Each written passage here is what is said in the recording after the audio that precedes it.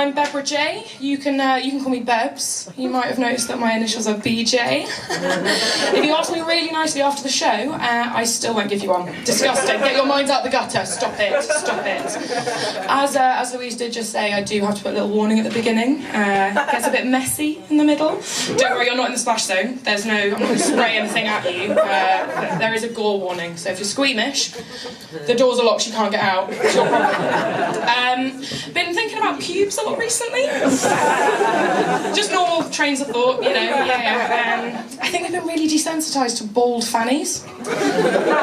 Thanks, porn. Less so your bald cock and balls. I don't know if you've ever seen a completely naked knob. It's really off-putting. It's really, really upsetting. It's like the world's saddest elephant, just fucking... Especially when it's flaccid. Oh my god, rank. Just like, get a rifle, put it out to misery. I'm not having it, keep it away from me. It's awful. I was actually talking about this with someone recently, about like what we like to do with our own pubes, you know. Again, standard fare. This is normal conversations people have, right? No, just me? Okay. She was talking about how she likes to have a little runway, a little landing strip. She was like, I think it's just dead classy. Like, okay. You're right, it is dead classy if you like a live, laugh, love poster in your house. Fuck it. It's not for me, babe, it's not for me. Continued the conversation, she asked me what I like to do with mine, and I quite like to keep my triangle, my mons pubis, if you will. I wish I hadn't. It's fairly bushy, but I like to shave on either side of my... Now look, the word I used in the conversation was trench. Which is an awful comparison. It's horrible. It's nothing like a trench. It's nothing like a trench, except, you know, it's moist. Lots of men have been in it, and it's seen its fair share of bloodshed. And I'm not just talking about periods. No, I'm talking about the time I'm having sex with a guy. It happens to the best of us, and the worst. The lights were off naturally because, you know, shame. And he slipped out. He slipped out and he popped back in again. Except he didn't actually enter me. No. He slammed into my labia and he split me in two places. The correct response, everybody. Yes.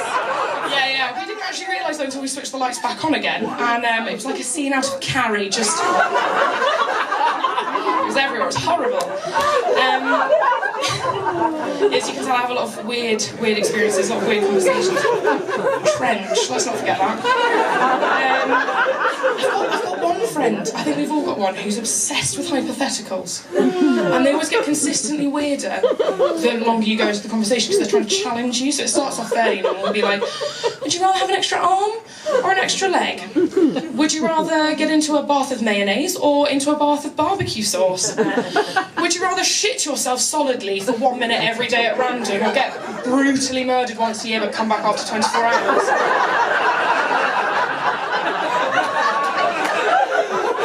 Sorry, what was that last one? Are you okay? Am I okay? Because I'm fucking entertaining the idea of these questions. The answer, by the way, in order, is you'd obviously rather have the extra arm. She argued that it would make you faster to have an extra leg. What the fuck? If anything, that's slowing you down, you fucking madman. At least the arm's fucking useful, you can carry shit. You'd rather get into a bath of mayonnaise. Yeah, I know, the smell, but barbecue sauce is a yeast infection waiting to happen. If you've never had thrush, don't get into a bath of barbecue sauce, that's just stupid. And you'd definitely rather fucking get brutally murdered once a year, no? Shitting yourself for a full minute. A full minute! That's a fifth of what we're all doing up here tonight. It's a long fucking time to shit yourself consistently. And it can happen anywhere. It can happen anywhere. You could be at the shops, you could be at work, you could be at a wedding. It's a nice day for a... It's never a nice day for a brown wedding. No, thank you. No.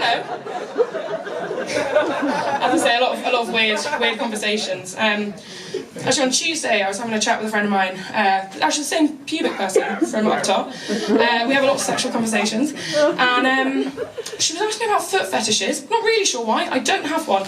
I need everyone in the room to understand that I do not have a foot fetish. They're only slightly less off-putting than a naked penis. Just slightly, but they are grim. But she was like, so with a foot fetish, do people like put their feet In the vagina? Well, I don't think so, but it does bring a whole new meaning to the word trench foot, does it not? It's also a pretty weird conversation to have with your mum on a Tuesday night.